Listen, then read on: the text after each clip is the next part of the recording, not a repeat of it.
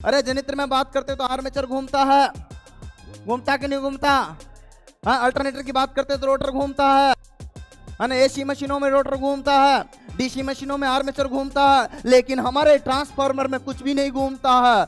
जैसे ही इसमें धारा दी जाती है ना, तो धारा ले रही है तो इसके अंदर फ्लक्स उत्पन्न हो रहा, और जैसे इसके पास वाली जो लड़की आई तो ये इसको बात करते हुए देखती, किसके? तेरे बॉयफ्रेंड? हाँ हाँ, तो मेरे बनवा दे रहे हो, पीछे वाले, आगे वाले, इधर दाएं वाले, बाएं वाले, बाकी बचे जो मेरे पीछे आ जाओ, इधर जाओ, क्या देखी नहीं आ रहा? हाँ, क्या समझ गयो? अंग्रेजों के जमाने के जेलर। ट्रांसफॉर्मर के बारे में आज बहुत ही इंपॉर्टेंट चीजें मैं पढ़ाने जा रहा हूं, जो आपके लिए बहुत लाभदायक है। अब आप कहोगे गुरुजी वो क्या है? सबसे पहले सुनिए, आपसे कोई भी क्वेश्चन पूछे कि ट्रांसफॉर्मर क्या है, तो आपका जवाब रहेगा क्या है कि ये एक स्थिर युक्ति है। क्या है? ये एक स्थिर युक्ति है। मतलब अगर इसके बारे में कहें तो ये एक स्टैटिक डिवाइस है। क्या है? ये एक स्टैटिक डिवाइस है जिसका जिक्र हम लोग कर रहे हैं। तो यहां ट्रांसफॉर्मर का अगर बात करते हैं तो ये एक स्थिर युक्ति है। अब आपको गुरुजी स्थिर युक्ति तो है, लेकिन ये कैसे कार्य करती थी? ये वोल्टेज को अप करती है और डाउन करती है। ये बात आपको दिमाग में सेट है कि वोल्टेज को क्या करती है और क्या करती है? सपोर्ट करना थोड़ा सा, ऑफलाइन क्लास वाले, ऑनलाइन वाले भी सपोर्ट करना। जहां जहां मैं सब पूछा हूं, जो तुम्हें पता है नहीं है तो मैं बताऊंगा। खूब सारी चीजें आज इसमें बात करेंगे हम, ठीक है? तो क्या करती है? वोल्टेज को क्या करती है? अप। और वोल्टेज को क्या करती है? अप को बोलते हैं उच्च चयन और डाउन को बोलते हैं अप चयन। तो वोल्टेज को घटाना और बढ़ाना, मतलब 11 केवी से 33 केवी, 33 केवी से 11 केवी से 33 केवी, 33 केवी से। लेकिन दोस्तों यही कार्य नहीं, इसके विपरीत भी कार्य होता है। ये धारा को भी परिवर्तित करती है, अर्थात धारा को भी क्या करती है? अप करती है और डाउन करती है। अगर वोल्टेज बढ़ेंगे तो इसमें धारा क्या होगी? घटेगी। और वोल्टेज घटेंगे तो धारा क्या होगी? बढ़ेगी। मतलब सिंपल सी बात करते हैं हम कि धारा और वोल्टेज इसमें क्या होते हैं? व्युत्क्रमानु, विलोमानु, व्युत्क्रम, रेसिप्रोकल होते हैं। क्या होते हैं? हाँ, उल्टा होते हैं। तो ये बढ़ता तो ये घटती है। तो धारा और वोल्टेज एक दूसरे के विलोम कंडीशन में वर्क करते हैं। किसमें? किसमें? ये जो ट्रांसफार्मर आप देख रहे हो, जिसका जिक्र मैंने आपको बताया, अभी बताया ना आपको, तो वही चीज मैं आपको बता रहा हूं। अच्छा प्यारे मित्रों, आप कहोगे गुरुजी की ट्रांसफार्मर तो ठीक है, ये अप करता डाउन करता, ये बात भी समझ में आई, लेकिन किसको? तो आप हमेशा जब भी आंसर करते आए हो, किसको करते आए हो? किसको करे? वोल्टेज। किसको करते हैं? वोल्टेज। ना बाबा, ये वोल्टेज को ही नहीं करता, ये धारा को भी परिवर्तित करता है। धारा को भी अप और डाउन, धारा को भी अप और डाउन। लेकिन आपकी थीम दिमाग में एक ही बैठी रहती है कि नहीं नहीं वोल्टेज को। ऐसा नहीं है। इसलिए आपसे कभी भी ऐसा क्वेश्चन पूछ लिया जाता है कि ट्रांसफार्मर किसको परिवर्तन करता है, तो दोनों को। क्या आंसर दोगे? क्या आंसर दोगे? हाँ, दोनों को, धारा को भी और धारा को भी और वोल्टेज। अब गुरुजी बात तो बहुत बढ़िया बताया आपने, समझ में भी आई, लेकिन एक बात तो जो थोड़ी सी समझ में नहीं आ रही, वो क्या है? वो क्या है? वो ये है कि ट्रांसफॉर्मर शक्ति मीन्स पावर मीन्स सामर्थ्य को नहीं बदलता है। ट्रांसफॉर्मर फ्रीक्वेंसी मीन्स आवृत्ति को भी नहीं बदलता। तो आपसे क्वेश्चन पूछा जाता कि निम्न में से ट्रांसफॉर्मर किसको नहीं बदलता है, तो क्या आंसर दोगे? आवृत्ति और दोनों को ये चेंज नहीं करता। दोनों को ये चेंज। इसका मतलब हम बात समझ सकते हैं कि ट्रांसफार्मर दो चीजों को नहीं बदलता है। तो किस किस को बदलता है? केवल धारा और। गुरुजी बात तो समझ में आ गई, लेकिन ट्रांसफार्मर की दक्षता कितनी होती है? 98%, मतलब 98% दक्षता होती है। ट्रांसफार्मर की दक्षता दुनिया की सभी मशीनों की दक्षता से सर्वाधिक होती है। आपसे पूछा जाए क्यों? अरे आपसे पूछा जाए क्यों, तो आप जवाब देना इसमें, क्योंकि ट्रांसफार्मर एक स्थिर युक्ति है। आज हम रेलवे पढ़ाते हैं, जैसा आप देख रहे हो इंजन में इंजन को चलाते हैं, रेल चलाते हैं, तो हम ज्यादा एफिशिएंसी से हमारे यहाँ से ज्यादा लड़के सिलेक्शन क्यों होते हैं? 1149 लड़कों का लास्ट टाइम सिलेक्शन क्यों हुआ? क्योंकि हम स्थिर है, अब हमें कहीं नहीं जाना है। क्योंकि 90% जो भी टीचर्स आपको पढ़ा रहे हैं वो ये सोचते हैं कि कुछ हो ना हो, हमारा तो सिलेक्शन हो जाए। पढ़ाते पढ़ाते पढ़ाते पढ़ाते बच्चों का क्या हो ये जरूरी नहीं है, लेकिन खुद का सिलेक्शन सबसे पहले चाहते हैं। और हम अब खुद का नहीं चाहते हैं, क्योंकि हम तो ऑलरेडी आपके सामने हैं। लेकिन हम जो चाहते हैं वो चाहते हैं कि हमारे यहां से जितने भी बच्चे उनका सिलेक्शन हो। सो परिणाम स्वरूप अब हमें कहीं नहीं जाना, नौकरी मिल गई और कोचिंग पढ़ा रहे हैं। दोनों चीजें होगी तो हम स्थिर हुए कि नहीं हुए? तो सर्वाधिक दक्षता कहां से ज्यादा जाती? जहां स्थिर होता है। और स्थिर ट्रांसफॉर्मर है कि नहीं है? मतलब ट्रांसफॉर्मर का कोई भी ऐसा पुर्जा नहीं जो चल भाग हो, मतलब सारे के सारे क्या है? अचल है। क्या है? जब अचल होगा, स्थिर होगा, कॉन्स्टेटिक होगा, अर्थात यहां पर स्टैटिक होगा, तो परिणाम स्वरूप एफिशिएंसी क्या होगी? ज्यादा, क्योंकि लॉसेज क्या होंगे? कम। हानियां क्या होगी? और जब हानियां कम होगी तो आउटपुट क्या होगा? ज्यादा। तो दक्षता क्या आएगी? ज्यादा। इसी कारण से सर्वाधिक सिलेक्शन हमारे यहां से होता है। इसकी वजह है क्योंकि हम स्थिर युक्ति की तरह कार्य करते हैं। एफिशिएंसी सर्वाधिक देते हैं, सिलेक्शन सर्वाधिक देते हैं, ट्रांसफॉर्मर की तरह। किसकी तरह? अरे किसकी तरह? ट्रांसफॉर्मर की तरह जो आपको एफिशिएंसी देते हैं। यही एक वजह है जिसका बात मैं यहां पर बता रहा हूं। अच्छा, बात यहीं समाप्त नहीं होती है। एक आता आइडियल। इंसान कितना भी प्रयास कर ले 100% हो सकता है क्या? मैं चाहूं कि मेरे यहां 100 लड़के बैठे हैं, 1000 लड़के बैठे हैं, 1000 में से 1000 का सिलेक्शन हो जाए, संभव है क्या? आपसे पूछता हूं कि संभव है क्या? नहीं। इसका मतलब 100% एफिशिएंसी संभव नहीं है। इसका मतलब 100% एफिशिएंसी संभव ये कहे कि हम जो है दे सकते, तो अधिकतम कितने दे सकते हैं? 98%। इससे भी ज्यादा दे सकता है हमारा एक और ट्रांसफॉर्मर जिसको बोलते हैं ऑटो ट्रांसफॉर्मर। उसमें कुंडली एक होती है, तो उस कुंडली में जो कॉपर लॉस होता था वो भी कम हो गया। अरे कॉपर 2 कुंडलियां होगी तो लॉस ज्यादा होंगे कि नहीं होंगे? प्राथमिक और सेकेंडरी होंगे तो ज्यादा लॉस होंगे कि नहीं? जब कुंडली एक ही होगी तो एफिशिएंसी और बढ़ जाएगी। परिणाम स्वरूप हमारा जो है क्या? परिणाम स्वरूप जो हमारा है क्या? एक ट्रांसफॉर्मर जिसका नाम आपने सुना हो, क्या है? Auto transformer. स्वयं परिणामित्र जो सेल्फ इंडक्शन के सिद्धांत पर कार्य करता, उसकी एफिशिएंसी 99% तक हो सकती है। तो अधिकतम कितनी हो सकती है? अधिकतम कितनी हो सकती है? तो एक ट्रांसफॉर्मर की दक्षता के बारे में जब भी पूछा जाता है तो औसतन 95 से लेकर 98 तक कहा जाता है, और अधिकतम बात करते हैं तो 99। लेकिन कोई भी 100% नहीं हो सकता ना। इसका मतलब जब हम बात करते हैं, जैसे तुम कल्पना करते हो, क्या करते हो? कई बार की भर्ती में आर या पार देखते हैं। जब कोई भी लोको पाइलट को देखते हो ट्रेन चलाते हो ऐसे मेरे की तरह कि यार ये ट्रेन गुजर रही है, ऐसे चलाते हुए देखते हो, तो आपके दिमाग में एक आती है बात, कहीं बैठ ले बेटा, इस बार बैठ ले, इस बार बैठ ले, अगली बार की भर्ती में हम भी तुम्हारे साथ इसी तरह ट्रेन चलाएंगे। चलाएंगे कि नहीं चलाएंगे? इसका मतलब तुम भी उसकी ओर अग्रसर बढ़ रहे हो, लेकिन 98% जो है एफिशिएंसी के साथ में। अब मेरे मन में तो कई बार सवाल आता है, क्या आता? तुम्हारे मन में भी कई बार जब अच्छे से पढ़ोगे तो सवाल आएंगे कि नहीं जो सर हम जो है क्या होता, सपना आया रात को मुझे सपना, और सुबह का सपना था गुरुजी सच हो सकता है कि पेपर दे रहा था मैं, पेपर एग्जाम में पेपर दे रहा था, बैठ करके ऐसे सपने ले रहा था, उसमें पेपर दे रहा था, क्या दे रहा था, और जैसे ही पेपर दे रहा था तो उसमें मुझे 100 में से 100 अंक प्राप्त हो गए गुरुजी, और पता है मैं हिंदुस्तान टॉप किया, पता गुरुजी 1% भी लॉस नहीं हुआ, 100 में से 100 मतलब 100% एफिशिएंसी, मतलब कोई हानियां नहीं। ये संभव नहीं है, लेकिन तुम एक आइडियल सोच के साथ में थे, अतः एक आदर्श ट्रांसफार्मर की तरह कार्य करते। सपना तो सपना, अतः कल्पना की जा सकती है 100 में से 100% एफिशिएंसी, लेकिन आदर्श ट्रांसफार्मर में वो भी संभव है। अगर आपसे पूछे कि आदर्श ट्रांसफार्मर की दक्षता कितनी है तो क्या बताओगे? 100%। कितनी बताओगे? कितनी? अरे कितनी बताओगे? 100%। ध्यान रखना, ठीक है, आपको ध्यान रखना। कितनी प्रतिशत बताओगे? 100%। 100% बताओगे कि नहीं बताओगे? 100 परिणाम क्या होगा? 100 परिणाम क्या होगा? एक आइडियल ट्रांसफार्मर लॉसेज क्या होंगे? 0। हानियां क्या होगी? अरे हानियां क्या होगी? मतलब सारे में से सारे लड़के सिलेक्शन हो जाएंगे। मैं ऐसी कल्पना तो कर सकता हूं, रात को सपना तो ले सकता हूं। अरे यार इसके लिए भी मना है क्या?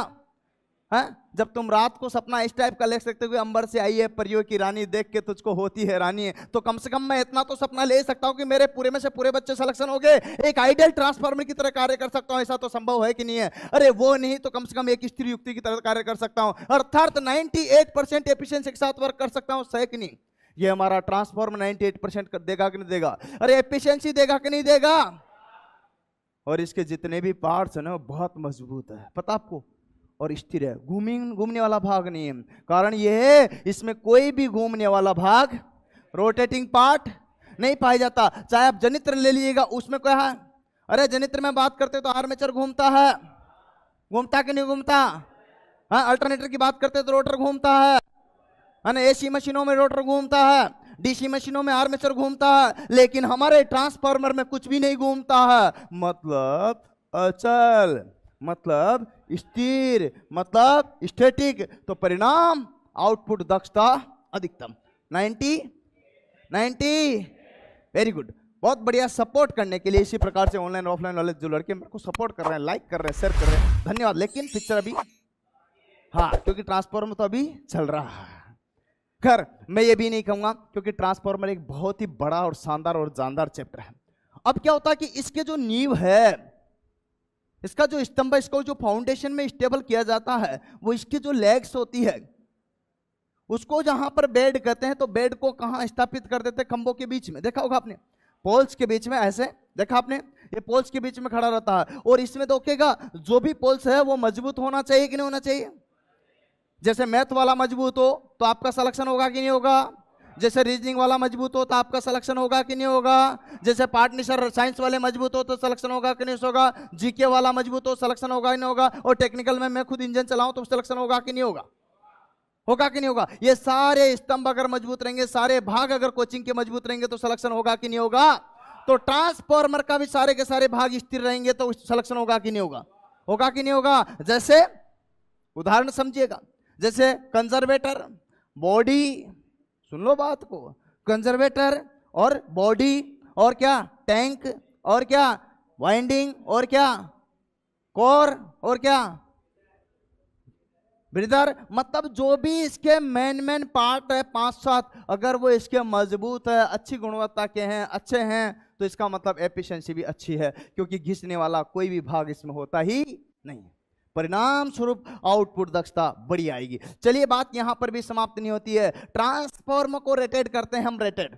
ट्रांसफार्मर का मूलभूत कार्य क्या होता है? देखिएगा, हमेशा जब भी ट्रांसफार्मर के द्वारा उत्पादन किया जाता है ना, उत्पादन क्या किया जाता है, तो वह वैसे ही नहीं हो जाता है जनाब। आपने सुना होगा, है ना, किसका? सर माइकल फेराडे जी का नाम, उसी के सिद्धांत पर कार्य करता। सर माइकल फेराडे ने एक नियम दिया था, आपको पता हो तो क्या?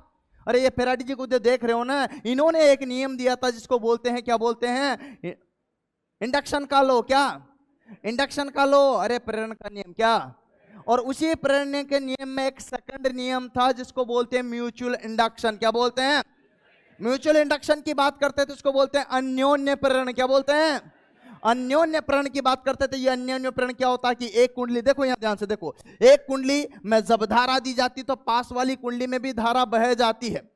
मतलब कोई गांव से लड़की आती है, यहाँ पढ़ने लगती है, और उसको लगता है कि यार कोटा का तो गजब का माहौल है, उसको सुंदर स्मार्ट लड़के मिलते हैं, तो वो क्या होती है कि दिमाग में कि यार पता नहीं, जब भी होगा देखा जाएगा। लेकिन उसके अंदर सेल्फ इंडक्शन आ जाएगा। क्या आ जाएगा?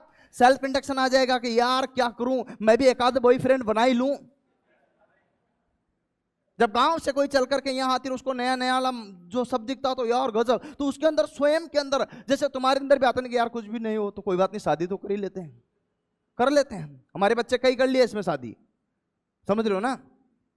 तो बात क्या होती है कि देखिएगा क्या होता है, सेल्फ इंडक्शन का मतलब यह है कि कोई अकेली कुंडली है, मतलब सिंगल कुंडली, जैसे ऑटो ट्रांसफार्मर में होती है, जैसा आप यहां देख रहे हो। तो इस ऑटो ट्रांसफार्मर जो कुंडली होती है, वो कुंडली अगर सेल्फ है, इसका मतलब वो स्वयं प्रेरण के सिद्धांत पर कार्य करती है। ऑटो ट्रांसफार्मर किस सिद्धांत पर कार्य करेगा?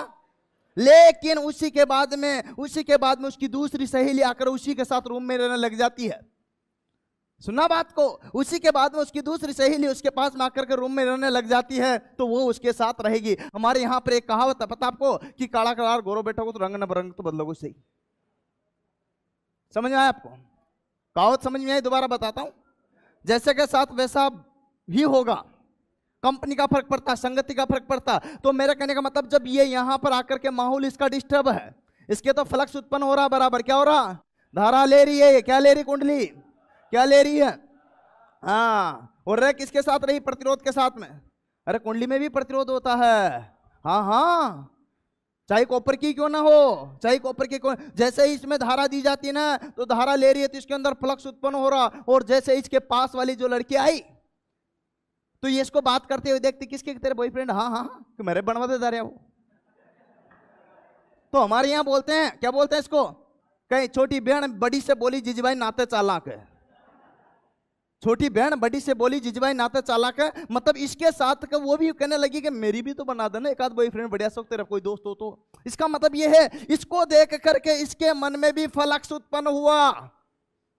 इसको बोलते हैं म्यूचुअल इंडक्शन। क्या बोलते हैं, अन्योन्य प्रेरण। जो आप यहां देख रहे हो, अन्योन्य प्रेरण जो आप यहां देख रहे हो, ये है फ्लक्स उत्पन्न होने वाली बात, ये है फ्लक्स। इसके अंदर जो फ्लक्स था, जैसे ही इसमें धारा हो रही थी, तो इसमें बनी हुई कोर से एक पथ निर्माण हुआ, जो कोर आप यहां देख रहे हो। इस कोर से दूसरे में गया और इसमें जो भी यहां प्रेरण लगा, तो इसके अंदर भी फ्लक्स उत्पन्न हुआ। अब ये कंडीशन है कि ये मोटी जाडी है तो ज्यादा देगी, फ्लक्स ज्यादा देगी, परिणाम स्वरूप आउटपुट भी ज्यादा देगा। मतलब सेकेंडरी कुंडली में टर्न्स की संख्या ज्यादा है तो आउटपुट क्या होगा, अर्थात स्टेप अप ट्रांसफार्मर होगा कि नहीं होगा, अर्थात स्टेप अप ट्रांसफार्मर होगा कि नहीं होगा। और अगर यहां इसकी अपेक्षा ये मोटी जाडी थी जो पहली वाली है, और बाद वाली आई टिंगण पिंगण है, पतली दुबली, तो उसमें क्या टर्न्स क्या रही, कम रही, लपेटा लपेटी कम रही, तो आउटपुट में अरे भाई फ्लक्स तो उत्पन्न उसमें भी होगा, इच्छा तो उसकी भी होगी, मैं भी शादी कर लूं, मैं भी बॉयफ्रेंड बना लूं। लेकिन क्या होगा, उसमें टर्न्स की जो संख्या है अगर कम है, टिंगण पिंगण है, तो एक दो बॉयफ्रेंड ही बनाएगी, ज्यादा नहीं बनाएगी। और मोटी जाडी है तो 33 केवी तक दे देगी। आउटपुट है, अरे ट्रांसफर करते ना पारेषण में, तो 33 केवी से अधिक ही करते हैं। इसका मतलब यह हो गया कि अगर सेकेंडरी कुंडली में टर्न्स की संख्या, तो आउटपुट मतलब स्टेप अप ट्रांसफॉर्मर। अगर सेकेंडरी कुंडली में टर्न्स की संख्या कम, मतलब टिंगण पिंगण दुबली पतली, तो आउटपुट कम मतलब स्टेप डाउन। पहली में ज्यादा था, दूसरी में कम हो गया। इस टाइप की ये स्टेप अप और स्टेप डाउन की कहानी एक शॉर्ट एंड शूट में मैंने बताई। आई ना, अरे समझ में आई कि नहीं आई, बोलो कोई दिक्कत। लेकिन पिक्चर अभी भी बाकी है प्यारे दोस्तों। एक आइडियल होता है, आइडियल क्या होता, आदर्श ट्रांसफार्मर की कहानी कुछ अलग ही होती है। एक सहेली थी और दूसरी सहेली, अरे भाई ये भी बराबर जाडी है तो ये भी जाडी है। जाडी समझते हो, मतलब अगर इसमें 100 टर्न है तो इसमें भी, इसमें 1000 है तो इसमें भी बराबर टर्न हो, तो जितना फ्लक्स इसमें आएगा उतना ही फ्लक्स। कि तूने 10 बॉयफ्रेंड बनाए तो मैं भी बनाऊंगी। मतलब एफिशिएंसी दोनों की क्या आएगी। इसका मतलब जब बराबर कंडीशन हो तो 100% आ रही कि नहीं आ रही, आ रही कि नहीं आ रही। तो लॉसेज होंगे क्या यहाँ, अरे लॉसेज होंगे क्या। तो ये आइडियल में दोनों कुंडलियों में टर्न्स की संख्या क्या होती है, समान। तो ईएमएफ भी समान रहेगा, वोल्टेज भी समान रहेगा, क्या रहेगा, प्रतिरोध भी समान रहेगा, रहेगा नहीं रहेगा, अरे बोलो रे बाबा, रहेगा कि नहीं रहेगा। दोनों में सेम कंडीशन सभी समान रहेगी कि नहीं रहेगी। इंपीडेंस भी समान रहेगा तो प्रतिरोध भी समान रहेगा, तो क्या वोल्टेज भी समान रहेगा, ईएमएफ भी समान रहेगा, और धारा भी क्या रहेगी। इसका मतलब लॉसेज शून्य, परिणाम स्वरूप आउटपुट दक्षता 100%। इसको बोलते हैं आइडियल। क्या बोलते हैं मित्रों, अभी भी कहानी समाप्त नहीं होती। हमारा ट्रांसफार्मर है, हमारा, हाँ याद आपको, इसमें एक डिब्बा लगा हुआ गोल, ये कंजर्वेटर देख रहे हो ना, ये कंजर्वेटर देख रहे हो ना। इस कंजर्वेटर की कहानी क्या कि गोल डिब्बा है ये बॉक्स के रूप में, और इसकी कहानी ये है कि इसमें ऑयल, नीचे क्या होता है, इसमें जो नीचे टैंक देख रहे हो, क्या देख रहे हो, इस टैंक में हम ऑयल भरते हैं, जिस ऑयल का नाम है खनिज तेल, जो विद्युत का कुचालक होता है। क्या होता, जो विद्युत का क्या होता, जो विद्युत का क्या होता। और ये जो खनिज तेल है, ये जैसे जैसे जैसे जैसे जैसे जैसे देखो, इसमें एक प्राथमिक कुंडली और एक सेकेंडरी कुंडली, दोनों के बीच में ये खनिज तेल भरा हुआ कि नहीं भरा हुआ। भरा हुआ ना। जब ये खनिज तेल दोनों के बीच में भरा हुआ तो स्वाभाविक की बात है कि आपको तो पता ही है कि जब कुंडली में हम धारा देंगे तो उसमें ऊष्मा उत्पन्न होगी किसके अनुपात में, आई स्क्वायर आर के रूप में। किसके रूप में? क्योंकि आपको तो पता ऊष्मा कैसे होती है, H बराबर आई स्क्वायर आर टी। तो H बराबर आर टी, H बराबर आई स्क्वायर आर टी। इसका मतलब कुंडली में धारा दी रही है तो यहाँ पर H का मतलब क्या होता है, हीट। अब धारा दी जा रही तो I तो आएगा है ना। I किसके रूप में आएगा, स्क्वायर के रूप में, जैसा आप यहाँ देख रहे हो स्क्वायर के रूप में आएगा। I बराबर स्क्वायर आर टी। आर का मतलब कोई भी कुंडली हो प्रतिरोध तो होगा ही होगा भाई, होगा कि नहीं होगा। विदाउट प्रतिरोध के तो चांदी भी नहीं होती, तो बाकी कैसे हो सकते हैं। इसका मतलब रेजिस्टेंस तो होगा ही होगा। जब कुंडली में धारा दी जाती है तो वो ऊष्मा उत्पन्न होगी आई स्क्वायर आर टी। आर का मतलब प्रतिरोध और टी का मतलब समय, कितने समय के अनुरूप, अर्थात जो है उसमें उसी अनुरूप की ऊष्मा उत्पन्न होगी। परिणाम स्वरूप ये जो ऑयल आपको दिख रहा है यहाँ, ये ऑयल क्या होगा, क्या होगा, गर्म होगा। क्या होगा, और जो गर्म होगा तो ये वाष्प में कन्वर्ट होगा, थोड़ा हीट होगी कि नहीं होगी। मैंने आपको कल बताया था कि गर्म गैस से ऊपर जाती, ठंडी गैस से, गर्म गैस से ऊपर जाती, ठंडी गैस से। इसको संवहन की क्रिया बोलते हैं। क्या बोलते हैं? इसका मतलब किस सिद्धांत पर कार्य करता है, संवहन के। किस सिद्धांत पर है ना, ऑयल ठंडा गर्म किस सिद्धांत पर होता है, संवहन के सिद्धांत पर। किस सिद्धांत पर पूछ ले तो बता देना, संवहन के। अब क्या होता है, ये गर्म ऑयल ऊपर जा रहा देख रहे हो आप, और जैसे ही यहाँ पे ऊपर जाकर के कंजर्वेटर में जाएगा, किस में जाएगा, कंजर्वेटर में जाएगा, तो वहां कंजर्वेटर में उपस्थित ठंडा ऑयल कहाँ जाएगा, नीचे, है ना। नीचे से वापस नीचे आ जाएगा, नली से होते हुए देख रहे हो आप। और जैसे ही नीचे आएगा तो नीचे ठंडा हो गया और ऊपर वापस क्या हो गया, गरम। क्या हो गया, तो यहाँ इसका मतलब कंजर्वेटर का कार्य क्या होगा, गर्म ऑयल को स्थान देने के लिए क्या होता है, और ठंडा ऑयल को नीचे भेजने के लिए। अब ऑयल की मात्रा कितनी रहेगी, इसके लिए जो है आपके यहाँ पर क्या लगा हुआ, ऑयल गेज देख रहे हो आप। इसमें क्या लगा रहता कि ऑयल की मात्रा कितनी रहनी चाहिए, इसके लिए क्या लगा हुआ, क्या लगा हुआ, ऑयल गेज। ये ऑयल गेज आपके लिए बहुत इंपॉर्टेंट और शानदार है, जिससे आपको पूरा पता चल जाता है कि क्या कंडीशन है। लेकिन यहाँ एक देख रहे हो, इसमें क्या एक श्वास नलिका है जो आपको यहाँ दिख रही है, जिसमें ब्रीदर लिखा हुआ साफ साफ दिख रहा है आपको, ये ब्रीदर, ठीक है। अच्छा, श्वास नलिका की बात करते हैं तो ये आपका ब्रीदर होता है। क्या होता है, क्या होता है बेटा, अरे समझ लो बात को, ध्यान से समझो, पहले दिमाग को लोड मत दो, मैं बता रहा हूँ वो ध्यान दो, बहुत बढ़िया समझ में आएगी एक एक चीज, पूरी पिक्चर क्लियर कर दूंगा एक राउंड में। समझ रहे हो बात को, रोजाना पढ़ाते रहते हैं हम, पढ़ाते रहते हैं, लेकिन पूरा कंसेप्ट भी क्लियर हो यार, पिक्चराइज भी तो पूरी हो कि नहीं। तो आप देखिएगा इसमें क्या होती है, ब्रीदर। ब्रीदर का मतलब होता है श्वसन नलिका, श्वसन। इसकी भाई ट्रांसफार्मर श्वसन नलिका क्या होगी भाई, ऐसा तो नहीं है प्रकृति में नमी नहीं आएगी, आएगी कि नहीं आएगी, सर्दी गर्मी बरसात मौसम होते कि नहीं होते, तो नमी आएगी। तो नमी जैसे इसके अंदर आई तो ये नमी को कौन सोखेगा, नमी को कौन सोचेगा, सिलिका जेल। अरे ब्रीदर में रहती है,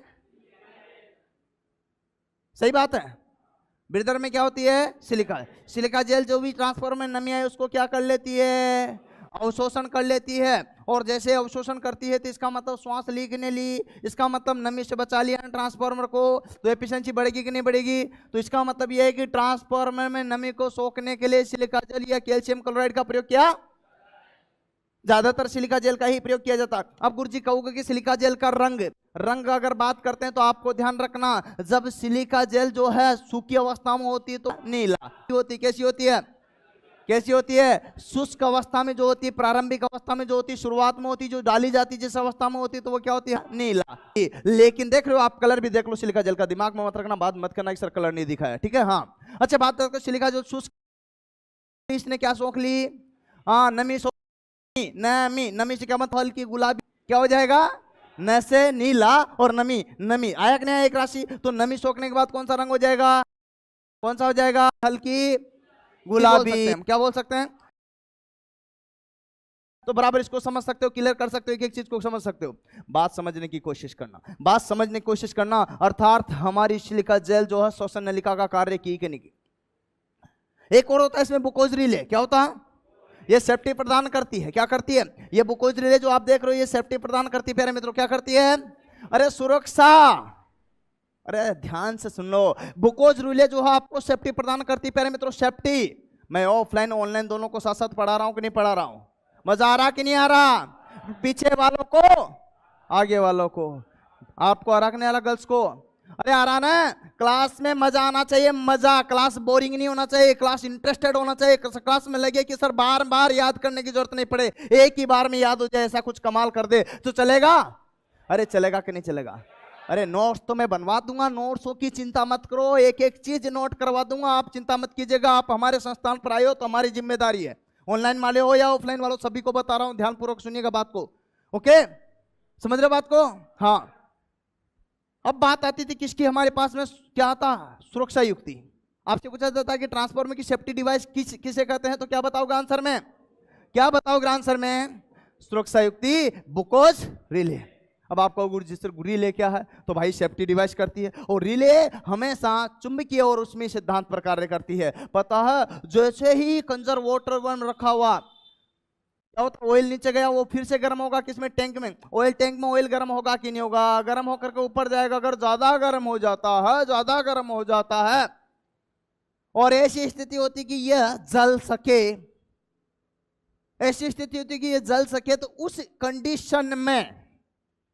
कंडीशन में पता है ये ऑयल के ऊपर ये लगा हुआ क्या, ब्रीदर, सॉरी श्वसन नलिका नहीं, वो क्या नाम, safety device, Buchholz relay. Buchholz relay जो क्या करती है कि ऑटो ट्रिप कर देती है, और जैसे ऑटो ट्रिप होता है तो वहां पर बैठा बंदा वो उसको आएगा और एक बार फिर बटन दबाएगा, पुनः चालू हो जाएगी। लेकिन एक बार से फिर से बंद होगी दोबारा से हीट के कारण, तो पुनः फिर वो ऑटो चालू नहीं होगा।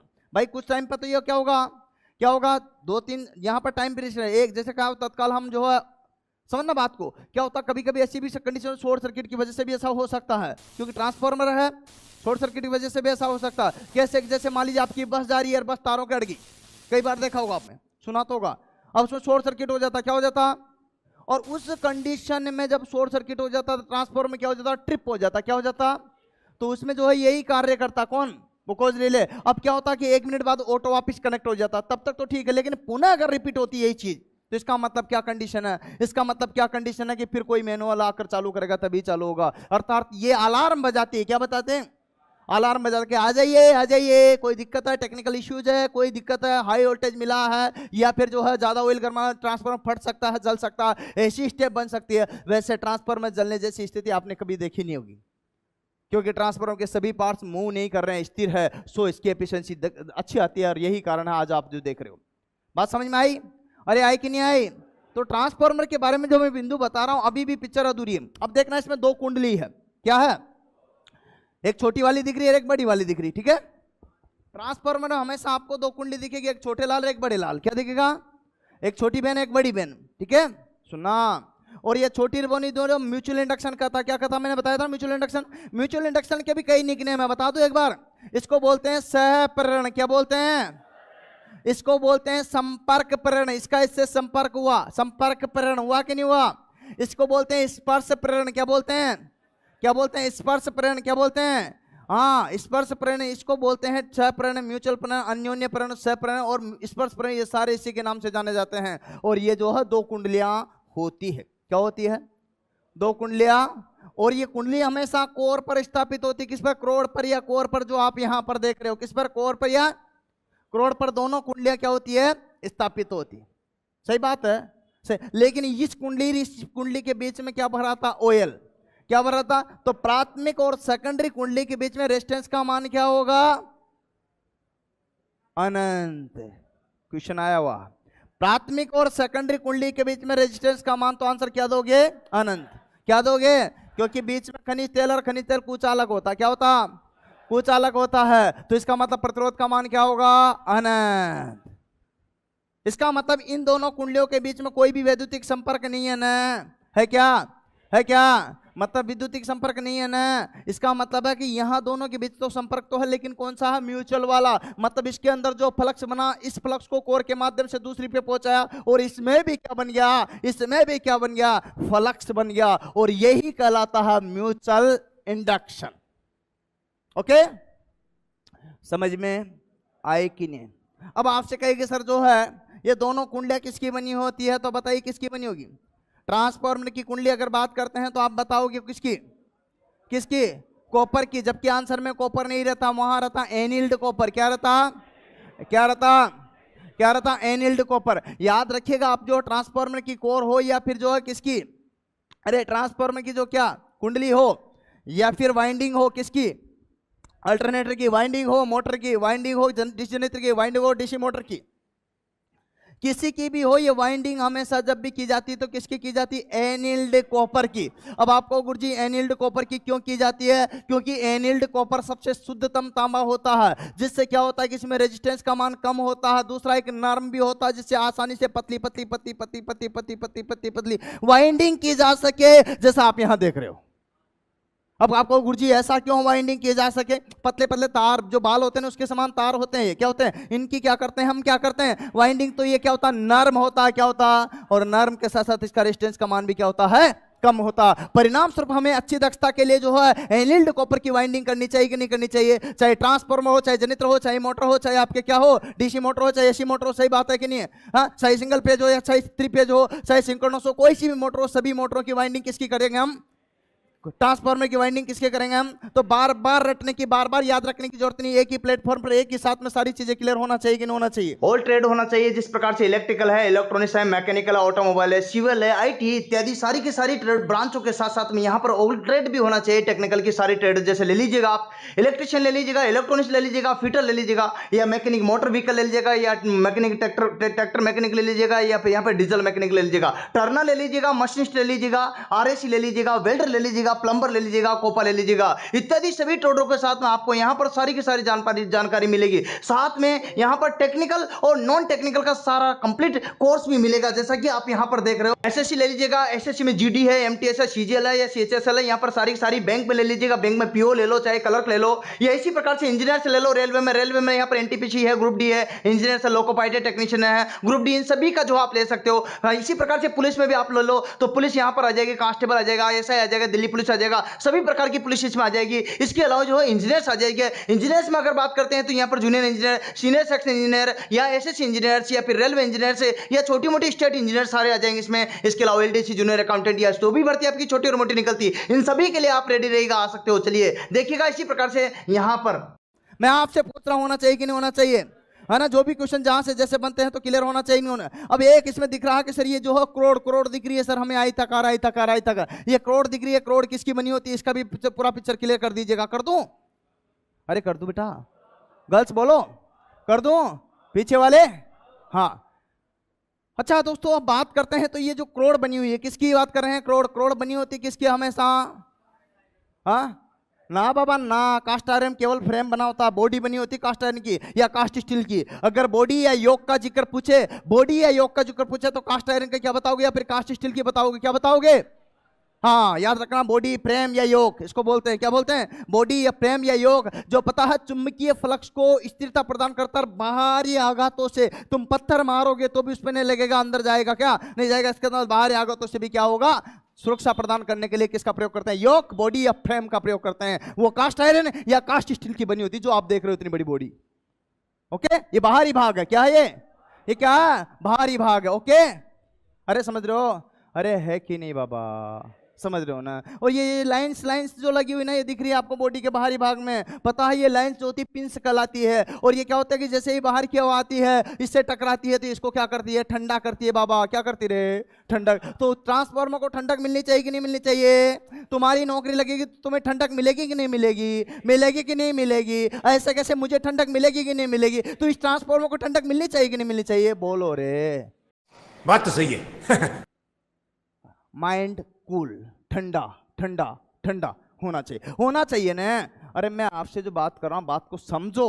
मैं पूरे के पूरे ट्रांसफार्मर को आपको समझाने की कोशिश कर रहा हूं और इसी पिक्चराइज के माध्यम से बात समझिएगा। अच्छा, ये ट्रांसफार्मर आपने देख लिया, इसमें मैं बता रहा था करोड़ के बारे में। अब आपसे पूछा जाता करोड़ किसकी बनी? तो बीच में बोल दिया था कि कास्ट आयरन की। ना बाबा ना, ना बाबा ना। अब आपको गुरुजी हम तो सही बता रहे हैं, मैं आपकी बात को पूरा गलत नहीं कर रहा हूं, लेकिन हम ये नहीं बोलेंगे।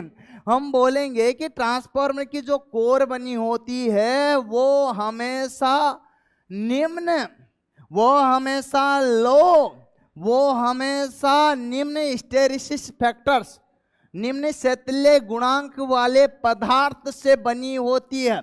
और निम्न शैथिल्य गुणांक वाले पदार्थ में सबसे अच्छा होता है नर्म लोहा। किसका? लेकिन अगर उसमें हम सिलिकॉन की मात्रा मिला देते हैं, किसमें? लोहे के साथ स्टील में सिलिकॉन की मात्रा मिला देते तो उससे मजबूती बन जाती है, क्योंकि स्टील क्या होता है, देखो क्या होता है, लोहा, लोहे में अगर मैं कार्बन की मात्रा मिलाऊंगा तो क्या बनेगा, स्टील, इस्पात, इसी को फौलाद कहते हैं।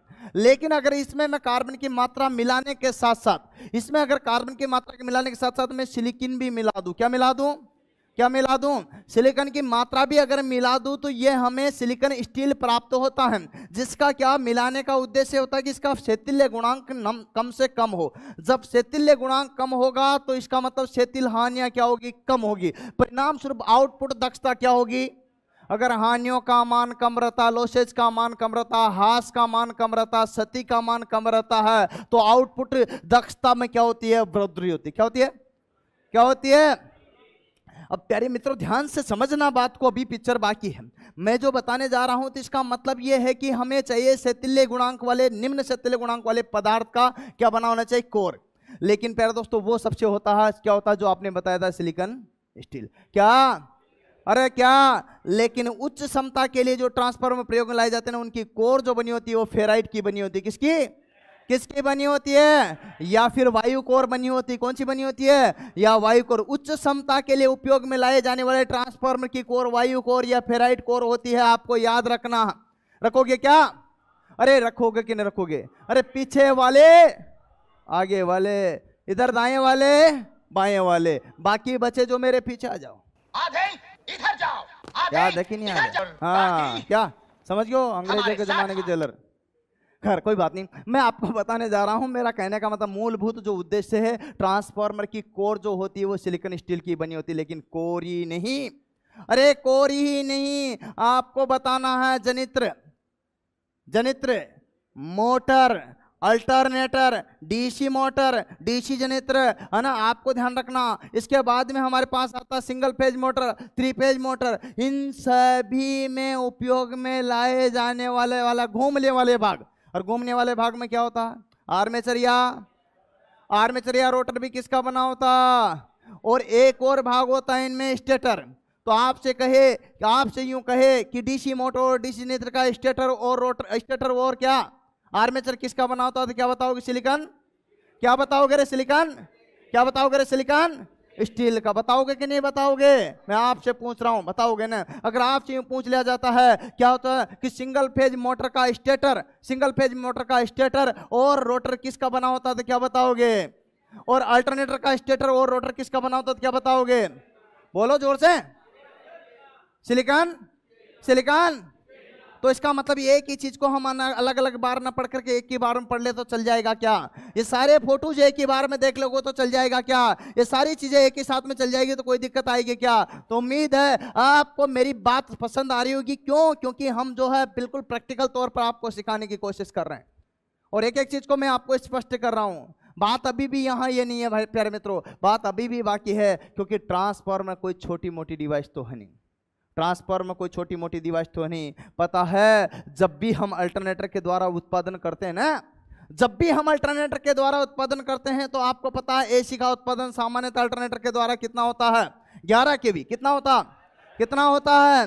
अब क्या करते हैं, जैसे ही हम उत्पादन प्लांटों पर जहां पर हम विद्युत का उत्पादन कर रहे हैं उन प्लांटों पर लगा देते हैं जो ट्रांसफार्मर देख रहे हो, ये होता है स्टेप अप। क्या होता, और इस ट्रांसफार्मर को क्या कर देते हैं, अप करते ही मतलब जो है इसका क्या हो जाता पता आपको, पारेषण के लिए, मतलब 11 को 33 में बदल लिया, और पारेषण करने के लिए, ट्रांसमिशन करने के लिए कम से कम कितना चाहिए मुझे, 33 केवी की सप्लाई कितनी चाहिए पता है। केवल एक ही जगह ही स्टेप अप ट्रांसफार्मर का प्रयोग किया जाता है, जो आप यहां देख रहे हो उत्पादन केंद्रों पर। बाकी सभी जगह जो देख रहे हो यहाँ पर स्टेप डाउन, जैसे जीएसएस पे बात करते हैं तो यहाँ पर भी स्टेप डाउन, मतलब 33 के वो किस में बदल दिया, 11 में। फिर 11 को हम 440 में, फिर घरों पर लाते तो 220 से 240 वोल्टेज की सप्लाई हमें मिलती है। आपको पता होगा ये ना हमारे घरों में। लेकिन इसको भी और स्टेप डाउन करना है तो हम लगा देते हैं चार्जर, जो आप यहाँ देख रहे हो, ये चार्जर लगा दे, मोबाइल चार्जर। ये 220 से 240 वोल्टेज को फिर डाउन कर देता है, 5 वोल्टेज की हमें क्या देता है, सप्लाई देता है। कई बार इस चार्जर की ये लुप्पी को आप मुंह में लेते हो, कई बार इस चार्जर की लुप्पी को मुंह में लेते हो आपको करंट नहीं आता, जबकि जान लेने के लिए 20 मिली एम्पेयर की धारा बहुत पर्याप्त होती है। अर्थात वोल्टेज आपको आनंद देता है, और 220 से 240 वोल्टेज अर्थात मानक वोल्टेज 230 जो आप देखते हो, ये आपकी जान भी ले सकती है। अतः दोस्तों फिर भी आपकी जान नहीं जाती, क्यों? क्योंकि यहां जो देख रहे हो ये वोल्टेज इसमें कितने में कर दिया, 5 में, और 5 वोल्टेज में देवी तो आप गर्लफ्रेंड से बातें करते हो, हेलो हेलो, इधर तो मुंह में ले रहे हो लुप्पी को, और इधर हेलो हेलो कर रहे हो। ऐसा क्यों? ऐसा क्यों? क्योंकि आपको जो है वोल्टता मिल रही, कितनी मिल रही? 5 वोल्ट। और आपने भारतीय रेलवे की ये पटरियां देखी होगी, इन पटरियों में भी आपने ये जो लग रहा है नीचे वाला तार, ये तार भी इसको करंट देता, तभी तो सिग्नल मिलता है कि भाई इस पर जो है गाड़ी है, यहाँ रेड है, यहाँ येलो है, यहाँ ग्रीन है, किस पर ट्रेन खड़ी है और किस पर आप जा सकते हो, किस पर नहीं जा सकते हो। ऐसा कैसे पता चलता है? आप पटरियों पर बैठे भी रहते हो तब भी आपको करंट नहीं लगता, क्योंकि यहाँ पर भी कितने वोल्टेज है? 5 से 7 वोल्ट होते। कितने? धारा तो होती है, अरे धारा तो बहती है, बहती कि नहीं बहती? मैं आपसे पूछना चाहता हूं, धारा बहती कि नहीं बहती? है ना? इसका मतलब step down step down step down step down step down करते करते 5 वोल्टेज तक ले आए हम। कहां तक ले आए? कहां तक ले आए? हाँ, इसका मतलब ये तो क्लियर हो गया कि हमारे घरों में जो आती है सप्लाई कितनी आती है? 220 से 240 डाउन होती। ठीक है, ओके, समझ गए? इसमें भी सिंगल पेज 3 पेज होता है। लेकिन बात पूछे आपसे, कोई पूछे कि ट्रांसफार्मर की रेटिंग किसमें मापी जाती है, तो देख लीजिए दोस्तों, किलोवोल्ट एम्पियर में। किसमें? किलोवोल्ट एम्पियर में। किसमें? अब आप कहोगे गुरुजी किलोवोल्ट एम्पियर का मतलब किलो होता है। इधर देखो बेटा, बात नहीं, ध्यान से। किलोवोल्ट एम्पियर का मतलब तो किलो होता है, तो किलो का मतलब तो 1000 होता है। कितना होता है? अब गुरुजी जब 1000 की बात आती है तो 1000 में हम कैसे जाएंगे? तो भाई हम आपके जो मोबाइल चार्जर होता है ना, ये मोबाइल चार्जर जो देख रहे हो, ये मोबाइल चार्जर जो होता है, इसमें यहाँ पर छोटा सा ट्रांसफार्मर रहता है। देखना, इसको तोड़ करके फोड़ करके मरोड़ करके तब आपको दिखेगा। तो क्या करता है वो ट्रांसफार्मर भी, क्या करता है पता आपको? छोटा बाबू, उसकी रेटिंग किसमें मापेंगे? अरे वोल्ट एम्पियर में बाबा। किलो हटा देंगे, किलो तो हम बड़े बड़े ट्रांसफार्मर की मेगा वोल्टेज में देखिएगा, यहाँ पर 3 प्रकार 4 प्रकार की रेटिंग हो सकती है। देखिएगा, गीगा, देखिए किलो वोल्ट एम्पियर क्या होता है? Volt ampere. सबसे पहले छोटे वाले क्या है? Volt ampere. फिर क्या आएगी? Kilo volt ampere. फिर क्या आएगी? Mega volt ampere. फिर क्या आएगी? Giga volt ampere. Giga volt ampere मतलब इस प्रकार से जो है स्टेप बाय स्टेप में जो है क्या?